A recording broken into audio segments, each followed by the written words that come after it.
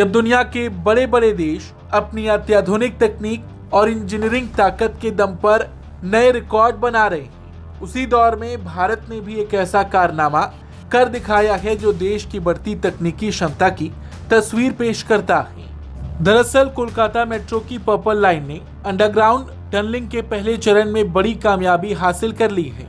11 अगस्त को tunnel boring machine यानी TBM Divya ने विक्टोरिया मेमोरियल स्टेशन के पास बन रहे अंडरग्राउंड स्टेशन की दीवार को तोड़ते हुए अपनी खुदाई पूरी कर ली। इसके साथ ही किडरपोर्ट से विक्टोरिया तक पर्पल लाइन की दोनों सुरंग का पहला चरण पूरा हो गया। करीब एक महीने पहले टीबीएम दुर्गा भी 1.7 किलोमीटर लंबी सुरंग खोदकर विक्टोरिया स्टेशन तक पहुंची थी और अब दोनों मशीनों को विक्टोरिया स्टेशन की दूसरी तरफ से फिर लॉन्च किया जाएगा और यहां से उन्हें करीब 900 मीटर और खुदाई करनी है, जिसके बाद वो पार्क स्ट्रीट तक पहुंच जाएंगी। यही पर्पल लाइन का जो का एक्सप्लेनेड कॉरिडोर कोलकाता की ब्लू लाइन यानी नॉर्थ साउथ कॉरिडोर से जुड़ेगा, यानी भविष्य में शहर के अलग अलग हिस्सों के बीच मेट्रो कनेक्टिविटी और मजबूत होने वाली है। रेल मंत्री अश्विनी वैष्णव ने इस उपलब्धि पर मेट्रो टीम को बधाई दी।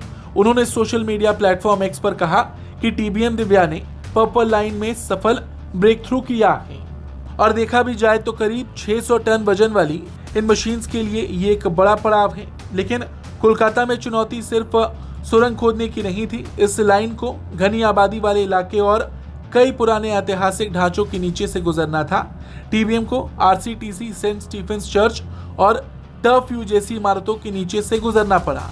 सबसे बड़ी कामयाबी ये रही कि इस दौरान जमीन धंसने जैसी कोई बड़ी घटना नहीं हुई।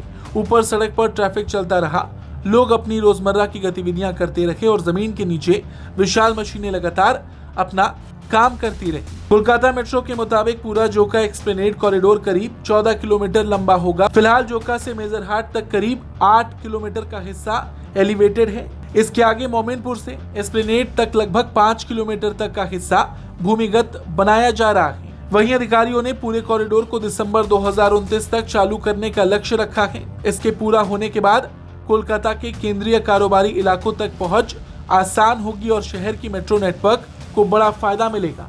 और देखा जाए तो इस प्रोजेक्ट की सबसे खास बात यह है कि भारत अब सिर्फ मेट्रो लाइनें बिछाने तक सीमित नहीं है, बल्कि बेहद जटिल अंडरग्राउंड इंजीनियरिंग को बड़े पैमाने पर संभाल रहा है। इन टीबीएम की लंबाई करीब 95 मीटर और बाहरी व्यास 6.6 मीटर है। इन्हें 11 हिस्सों में लाकर दोबारा असेंबल किया गया और 17 मीटर गहरे शाफ्ट के जरिए जमीन के नीचे उतारा गया। और ये काम उस शहर में हुआ जहां ऊपर ऐतिहासिक इमारतें हैं, नीचे जटिल जमीन है और आसपास लाखों लोगों की रोजाना आवाजाही है। ऐसे इलाके में सुरंग खोदने के लिए सिर्फ बड़ी मशीन काफी नहीं होती, मिलीमीटर स्तर की निगरानी, मजबूत डिजाइन और इंजीनियरिंग टीम के तालमेल की जरूरत होती है। और यही बदलते भारत की तस्वीर है। एक तरफ दुनिया के बड़े देश अपनी तकनीकी क्षमता के दम पर नई ऊंचाइयों को छू रहे हैं, तो दूसरी तरफ भारत भी अपने शहरों के नीचे आधुनिक परिवहन का एक नया नेटवर्क तैयार कर रहा है। कोलकाता की जमीन के नीचे दौड़ती टीबीएम सिर्फ